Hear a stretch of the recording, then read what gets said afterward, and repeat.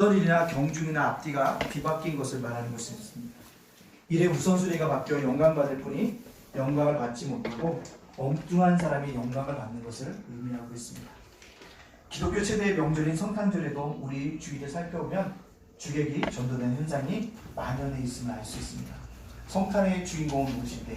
예수님이신데, 예수님은 오간 데 없고 누가요? 성탄절 하면 생각나는 게 누굴까요? 산타입니다.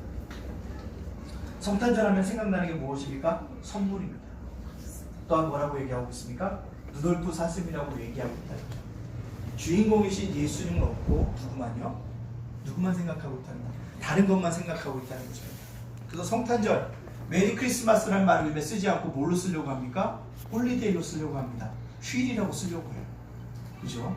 그 다음에 또 유럽에서 뭔 할까? 원더월이라고 쓰고 있습니다. 뭐요? 겨울의 페스티벌이다 라는 것으로 바꿔가려는 노력하고 있다는 거죠. 이러한 때에 우리가 성탄의 주인공이신 누구요? 예수님을 깊이 묵상하고 그분을 붙잡고 그분을 진정으로 맞이하는 것이 성탄의 기쁨을 나누는 우리가 해야 될 일인 줄로 믿습니다. 따라서 누가요? 예수님을 바라봐야 합니다. 붙잡아야 합니다. 이런 얘기를 들을 수 있어요. 어머니 생신날입니다. 어머니가 생신이에요. 근데 어머니가 생신을 맞이했는데 자녀들이 자기의 생신을 축하하기 위해서 옵니다. 그러니까 뭘 준비합니까? 음식을 정성껏 어머니가 준비해요. 누구를 먹이기 위해서? 자기 생일날 오는 자녀를 먹이기 위해서 아침 일찍 시장에 가서 분주하게 음식을 장만해 가지고 오셔서 다 만듭니다. 근데 저녁이 되니까 자녀들 뭐합니까? 와서 엄마에게 선물 하나씩 다 주고 자기들끼리 재밌게 즐겁게 놀고 있습니다. 그리고 어머니는 뭐하고 있습니까? 먹은 걸 다 설거지통에 넣고 뭐예요? 설거지하고 계십니다. 이런 것이 뭡니까? 주객이 전도됐다고 얘기할 수 있습니다. 어머니의 생신날 어머님이 주인공이 되어야 되는데 다르게 변하고 있다는 것입니다. 그렇습니다. 성탄의 주인은 예수님이라는 것입니다. 그렇기 때문에 우리가 그분을 찬양하고 그분께 경배하며 그분만을 높여드려야 되는 것입니다. 그런데 그분에게 찬양하고 경배하기 위해서는요, 그냥 되는 것이 아니라 우리가 뭐가 있습니까? 준비가 있어야 됩니다. 진학이나 사업이나 결혼이나 출산을 위해서도 준비하는 것처럼 우리도 성탄의 주인공이신 예수님을 찬양하고 경배해드리기 위해서 뭐합니까? 준비함이 있어져야 한다라는 것입니다. 그것이 첫 번째 성탄절을 맞이했던 사람들의 모습을 보면 준비함으로 성탄절을 보내고 있다라는 사실입니다. 따라서 우리가 오늘 성탄절에 준비했던 사람들의 모습을 보면서 우리들도 그렇게 준비하며 성탄절을 보낼 수 있는 믿음의 백성들이 되어지기를 간절히 소원합니다. 어떤 준비가 있으냐? 첫째는요, 말씀에 순종함으로 성탄절을 준비했다는 것입니다. 뭐함으로요? 말씀에 순종하면서요. 오늘 24절 말씀이 우리에게 이렇게 얘기해 주고 있습니다. 한번 읽어볼까요? 시작! 요셉이 잠에서 깨어 일어나 주의 사자의 분부대로 행하여 그의 아내를 데려왔으나, 중요한 거예요.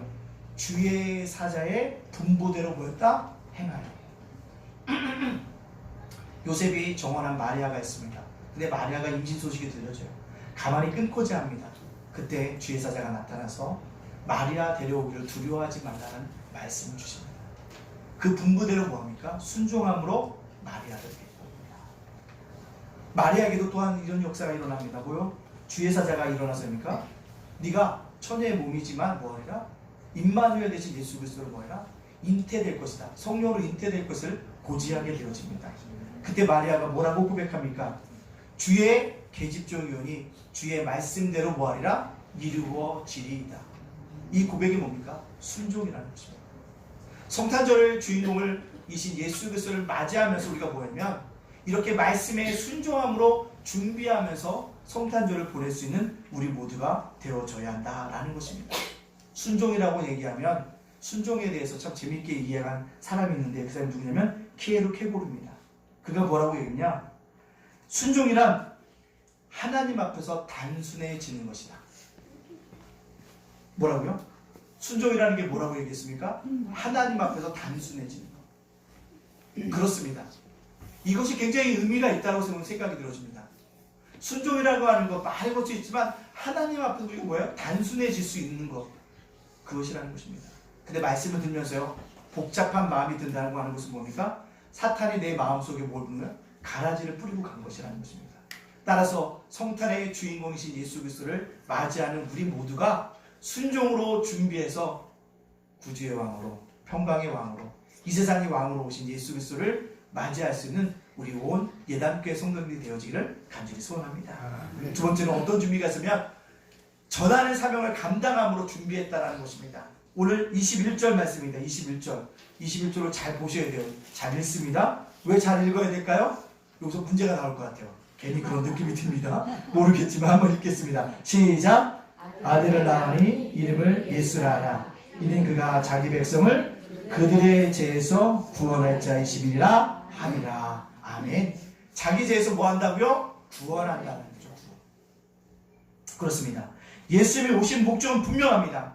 자기 백성, 그들의 죄에서 그들을 보호하기 위해서 구원하기 위해서 이 땅에 오셨다는 사실입니다. 즉 예수님은 죄악 중에 있는 자를 구원하기 위해서 이 땅에 오셨다는 것입니다. 그 소식을 누가요? 하늘의 천사들이 들판에서 자며 먹고 있는 누구예요? 목동들에게 전해줍니다. 전해줬다는 거죠. 그 목동들이 누구요? 그 사명을 감당하면서 나아갔다는 것이죠. 또 누굽니까? 별을 연구하던 다른 박사들도 그 복된 소식을 듣고 뭐합니까? 헤롯에게 가서 이 땅에 구원자가 나셨는데 그가 어디 있는지 묻고 있다는 것이죠. 전했다는 것입니다. 그렇습니다. 성탄의 주인공이신 예수를 맞이하는 우리가 해야 될 일은 뭐냐면 구원의 왕으로 오신 예수를 증거하는 일입니다. 평강의 왕으로 오신 예수를 증거하는 일이라는 것입니다. 기묘자로 오신 예수 그리스도를 뭐합니까? 증거하는 일이라는 겁니다. 모사로 오신 예수 그리스도를 뭐합니까? 증거하는 것이 바로 우리의 준비된 성탄절이라고 말씀드렸습니다. 우리 오늘 모두가 그러한 사명들을 감당하기 원합니다. 그래서 제가 뭐라고 그랬어요? 성탄절은 누구나 함께 오시라고 그랬잖아요. 함께 오셔야 돼요. 함께 오셔서 뭐요? 나눌 수 있는 복된 시간들이라는 것입니다. 이것이 우리에게 뭐가 된다? 큰 은혜가 되어진다는 것입니다. 여러분들 오늘 복음의 사명 잘 감당하십시오. 준비하십시오. 어떻게 해요? 함께 먹고 함께 보고 함께 뭐하면서 성경 퀴즈도 한번 풀어보고 성탄의 참된 의미를 깨닫는 그러한 우리의 귀한 시간들, 하나님께 모든 영광을 돌리는 그런 아름다운 성탄절을 보낼 수 있는 저와 여러분이 되어지기를 간절히 소원합니다. 네. 마지막으로 뭐였냐? 천사들이요 찬양으로 성탄절을 준비했다는 거. 뭐예요? 천군 천사 찬양. 지극히 높은 곳에서 하나님께 뭐요? 영광이요. 땅에서는 기뻐하심을 입은 사람들 중에 보다 평화롭다. 평화라는 것입니다. 오늘 우리는 그것을 찬양한 것처럼 우리도 뭐합니까? 진정으로 예수 나심 우리가 찬양해야 합니다. 경배해야 합니다. 그것이 우리는 박사들도요 귀한 예물을 가져와서 예수께 엎드려 경배했습니다. 황금과 유화가 몰약을 준비해서 뭐야? 드렸다는 사실입니다. 그것이 중요한 거예요. 찬양했다는 사실입니다. 첫 번째 성탄절을 찬양으로 준비하며 경배해드린 천사들처럼 우리들도 전심으로 기쁨으로 왕으로 오신 예수 그리스도를 찬양하며 준비할 수 있는 우리 예단교회 성도님들이 다 되어지기를 간절히 소원합니다. 네. 제가 교회 네이버 카페에 꽃들도라는 찬양을 올려놨습니다. 들어보셨어요? 네. 그 찬양할 때 제가 그 찬양 사역자 중에 2명을 되게 좋아하는데 한 사람은 꽃들도 찬양을 불러서 우리에게 보급시켜준 소진영 자매입니다. 한 자매는 시작됐네 그 찬양에 오른 김유진 간사입니다. 근데 제가요 두 분에게 참 많은 찬양을 들어서 은혜를 받는데 오늘 이야기할 사람은 소진영 자매입니다. 소진영 자매는 마커스 찬양단의 리드싱어입니다. 근데요 마커스 찬양단이 굉장히 유명해졌습니다. 유명해졌더니 그 안에서 뭐야? 문제가 생겼어요. 그 당시에 유명했던 마커스 찬양단에 그거 다 이끌었던 유명한 싱어들이 다 나갔어요.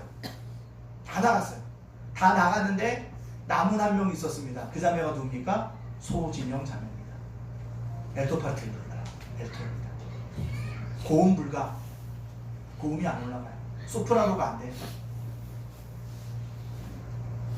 근데 모든 사람이 싱어가 나가다 보니까 단장이었던 김남근 목사님이 누구를요? 그 소진영 자매를 야 너 리드싱어해 라고 얘기하세요.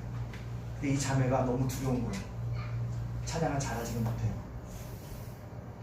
마커스 찬양대 기라성 같은 싱어들이 다 나가서 그들과 같은 음량이 안 돼요. 또 고음 불가입니다. 그 높은 음은 무조건 두음 내지 산음으로 다 낮추어서 부릅니다. 근데 찬양을 인도해요. 찬양하고 첫 인도를 하고 나왔는데 누군가가 뒤에서 막 수습을 해. 아, 무슨 저런 사람이 찬양 인도를 하는 거야. 그런 소리가 들려지는 것 같다라는 거예요. 누가? 소준영 자매. 그러면서 하나님 앞에 하나님 왜 나에게 이 사명을 맡기셨냐고 원망했다는 것입니다. 우리 왜 목사님은 나에게 이렇게 어려운 일을 맡기셨는지. 근데요, 놀라운 일은요, 그녀가 그렇게 좌절하면 좌절할수록 뭐예요? 기도로 준비하면서 찬양을 불렀다는 사실입니다. 그때 어떤 일이 일어났는지 아십니까? 마커스 찬양대 기라성 같은 싱어들이 부를 때는 은혜 받았다는 얘기가 별로 나오지 않았는데 이 자매가 알토 파트고 고음도 불가고 높은 음은 다 두 음씩 세 음씩 낮춰서 부르는데 문제는 그 찬양에 듣는 사람들이 뭐더라? 크나큰 은혜를 받더라는 것입니다. 그래서 그 여인이 그 자매가 부르는 찬양을 보면 영성이 느껴져요. 기교로 부르는 찬양이 아닙니다. 화려한 음색으로 부르는 게 아니에요. 왠지 모르게 진실함이 느껴져요. 그래서 그 음색에 뭐합니까? 빠져들게 되어지고 그 음을 부르게 되어집니다. 그러다 그녀가 부른 곡이 바로 꽃들도라는 것입니다. 우리나라에 보급을 했죠. 일본의 형제가 부른 겁니다. 꽃들도 뭐예요? 복음의 꽃이 이 일본 땅에 퍼지기를 원해서 지었던 곡이 이 꽃들도라는 찬양이었다는 사실입니다. 이것 통해서 알 수 있는 게 무엇입니까? 그렇습니다. 느끼는 것이 있어요. 주님은요, 준비할 때 내가 화려해야지만, 내가 뛰어나야지만 준비하는 사람을 받아주시냐? 그렇지 않습니다. 부족한 사람도 준비하신 것을 보시고 하나님이 받아주신다는 사실입니다. 내 모습 그대로, 연약한 모습 그대로, 부족한 것 그대로, 좀 모자라는 것 그대로 하나님이 준비하여 들으시면 하나님께서 놀랍게 감싸주시고, 놀랍게 뭐요? 그 준비한 것을 다 받아주신다는 사실입니다. 이것을 깨닫고 오늘 우리가 어떤 준비를 하든지 간에 부족한 준비라도 내 모습이 좀 형편없다 할지라도 준비되어서 하나님께 받고 찬양함으로 말미암아 성탄의 기쁨들을 누리실 수 있는 우리 예단교회 가족들이 되어지기를 간절히 소원합니다. 네. 그리고요, 우리 오늘 어린이들이 하다가요 좀 실수할 때 박수 실감나게 쳐주세요. 아셨죠? 네. 앞으로 이들이 어떻게 될지 모르잖아요. 그렇잖아요. 그러니까 그 아이들에게 힘도 주십시오. 오늘도 아이들이 많이 준비했습니다. 정말로 기쁨으로 우리가 예수님을 이 땅에 오신 그 주님을 진정으로 찬양하며 준비할 수 있는 우리 예단교회 온 성도님이 되어주시기를 주님의 이름으로 축복합니다. 아멘. 우리 찬송가 50장 찬양하시면서 준비하신 예배를 드리도록 하겠습니다.